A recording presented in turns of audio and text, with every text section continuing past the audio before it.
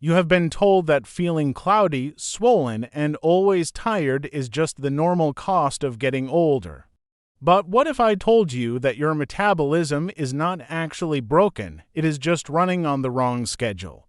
Today, we are not talking about counting calories or spending hours in the gym. We are going to explore 5 specific changes to your metabolism that can completely change your energy levels and your waistline. You might be thinking, I have tried everything, and my numbers will not move, or perhaps you think, I am too old to change how my body burns energy, but here is the truth, your body is incredibly good at adapting. The strategies we are about to cover are the exact tools that have helped thousands turn back the clock on their metabolic health. We are going to walk through 5 specific, actionable shifts. We will start with some basic changes and work our way up to the ultimate game changer number 1. This is a revelation that completely goes against the advice to eat less, move more that you have been fed for decades. You need to stay until the very end because that final shift is the one that turns the key for deep repair of your cells. And before we dive in, a quick call to our community. If you want to age with strength and clear thinking, go ahead and click that subscribe button. Come join us. Just a quick, important reminder. All the information shared today is for educational purposes. Everyone has a unique health situation, so please talk to your doctor or healthcare provider before making any big changes to your diet, exercise, or health routine. This is especially true if you have health issues already or are on medication. Let us use this knowledge to have smart discussions with them. Now, let us unlock your potential, starting with our 5th insight. Our journey begins with insight number 5, which I call the post-meal sponge. This is perhaps the lowest effort, yet highest reward habit you can start right now. The specific challenge many of us face happens right after we put down our forks. We enjoy a big dinner and then we move directly to the couch to watch the news or read. It feels relaxing, right? But inside your body, this is where the trouble begins. When you sit still after eating, the glucose or the sugar from your meal floods your bloodstream. Because your muscles are not moving, they do not need that energy, so your pancreas has to scream for help by pumping out huge amounts of insulin to shove that sugar into fat cells for storage. This leads to that heavy, foggy food coma feeling and higher inflammation. Consequently, the solution is surprisingly simple. Never go from the table to the couch. Instead, make a promise to take a 10 to 20 minute walk immediately after your meals, especially after dinner. To truly understand how this works, let us use a picture. Imagine your muscles are like a dry sponge and the glucose in your blood is water. When you are sitting still, the sponge is wrapped in plastic, so it cannot soak up anything. But when you walk, you unwrap that sponge. The simple act of moving your leg muscles opens the gates for glucose to enter your muscle cells without needing nearly as much insulin. You are manually clearing the sugar from your blood. Health experts often highlight that this simple movement can lower your glucose and insulin reaction after a meal by up to 30%. That is huge. It prevents the crash, controls your hunger for the rest of the evening, and pulls fat from the liver. So, make it a rule you cannot break. Finish your meal, put on your shoes, and move. If you cannot walk outside, march in place, or do light chores, just do not sit. This is the foundation, but to really speed up this process, we need to look at what you are doing between those meals. This brings us to strategy number 4, a habit that challenges almost everything we have been told about keeping our metabolism fast. I call this the Metabolic Silence protocol. For years, we were told to graze, eat 6 small meals a day, they said. Do not let yourself get hungry, so we snack on almonds, protein shakes, or even healthy berries between meals. The issue hiding here is that every single time you put food in your mouth, you start an insulin response. Even healthy snacks do this. Think of your insulin response like a doorbell. If you are snacking all day, it is like someone is standing at your front door ringing the bell 17 times a day. Ding dong, ding dong. The noise never stops. Your body never gets a moment of peace to rest, repair, or burn fat. You are teaching your body to burn sugar constantly, relying on the next hit of fuel rather than using your own fat stores.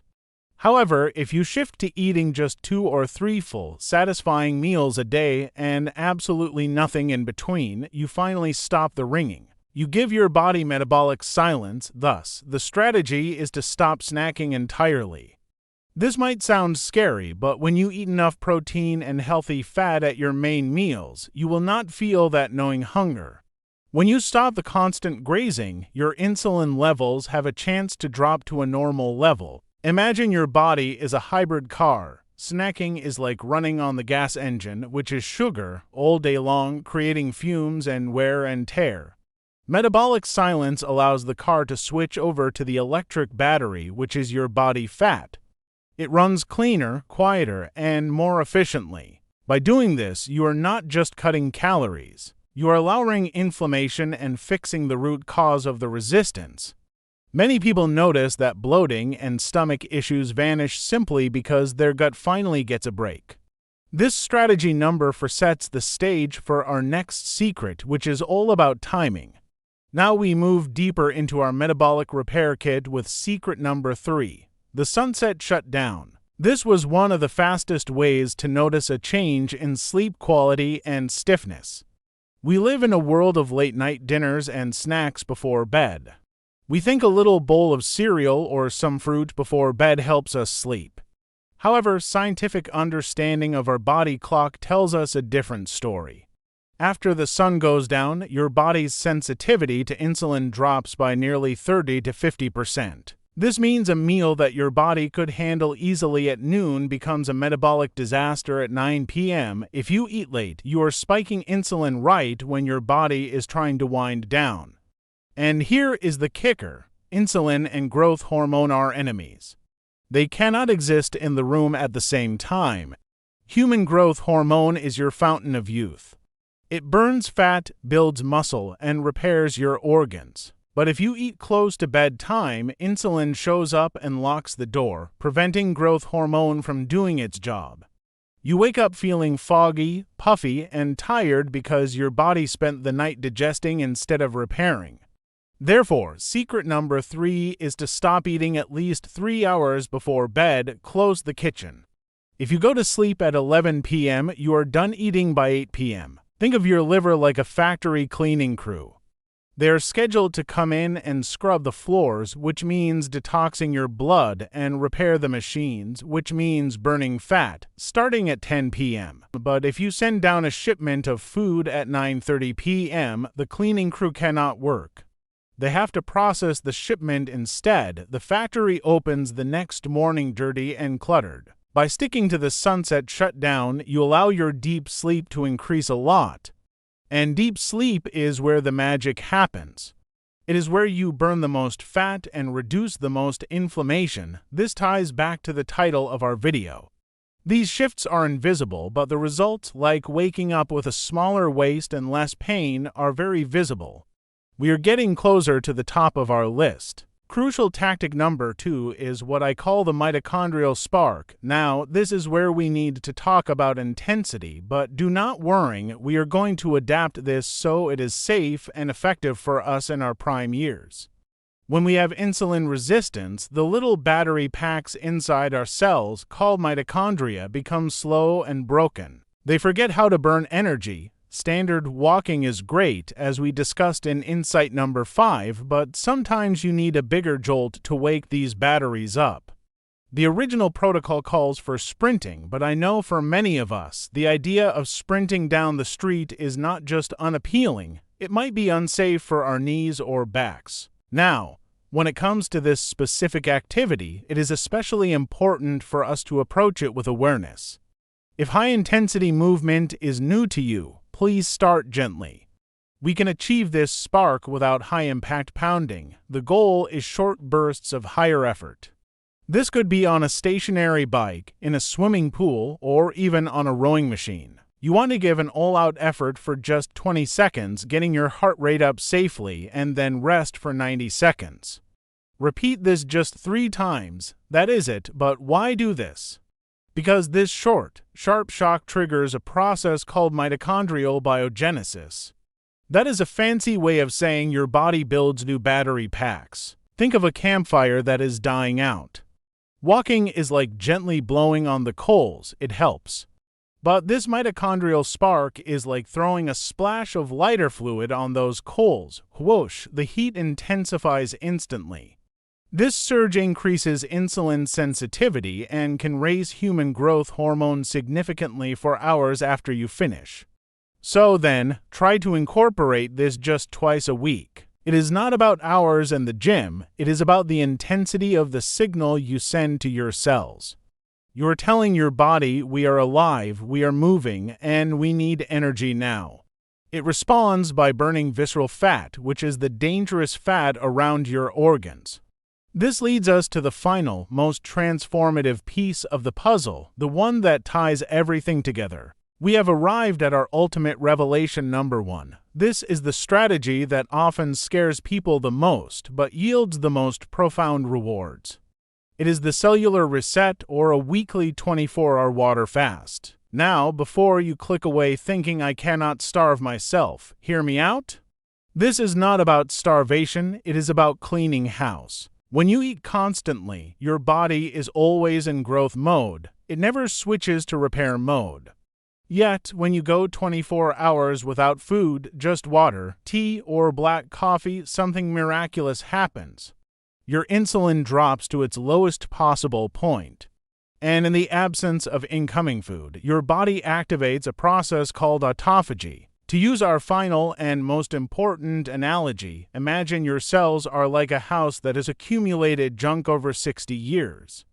Old furniture, broken appliances, dust bunnies in the corners. Autophagy is the professional decluttering service. Pac-Man-like enzymes go around your body eating up the damaged cells, the junk proteins, and the dysfunctional parts. They recycle them into brand new, healthy cellular components. Therefore, the revelation is that by taking a 24-hour break from eating once a week, say from lunch on Sunday to lunch on Monday, you are not just losing weight. You are literally renewing your body from the inside out. You are fixing the machinery. Studies and longevity experts suggest that this practice can boost human growth hormone by over 1,000% in some cases, protecting your muscles while stripping away fat. It resets your palate, reduces inflammation dramatically, and gives you a level of mental clarity that feels like turning on a high-definition TV. Start with the other shifts first. Master the post-meal sponge, the metabolic silence, and the sunset shutdown. Then, when you are ready, add this cellular reset to your weekly routine. It is the ultimate act of self-care, and there you have it. That is our game-changing revelation number 1. It might seem counterintuitive to skip food to gain energy, but as we have explored, the impact it can have on your cellular repair is truly remarkable, which is why we built up to it as our grand reveal. So, we have covered a lot of ground today. We started with the gentle habit of the post-meal sponge walk, moved through the discipline of metabolic silence and the sunset shutdown, sparked our engines with the mitochondrial spark, and finally arrived at the cellular reset. Each one is a stepping stone to a more vibrant, healthier you. You do not have to be perfect, you just have to be consistent. Which of these insights, perhaps it was our foundational insight number 5 on walking, or maybe our eye-opening secret number 3 about sleep, or even our ultimate game changer number 1, resonated with you the most? Which one are you thinking of trying first? I would love to hear your thoughts, so please share them in the comments below. If you found this journey through these health discoveries valuable, please give this video a thumbs up. It really helps others find our community. And do not forget to subscribe and hit that notification bell for more powerful strategies tailored for our fantastic group of healthy seniors. Until next time, stay healthy, stay curious, and keep thriving.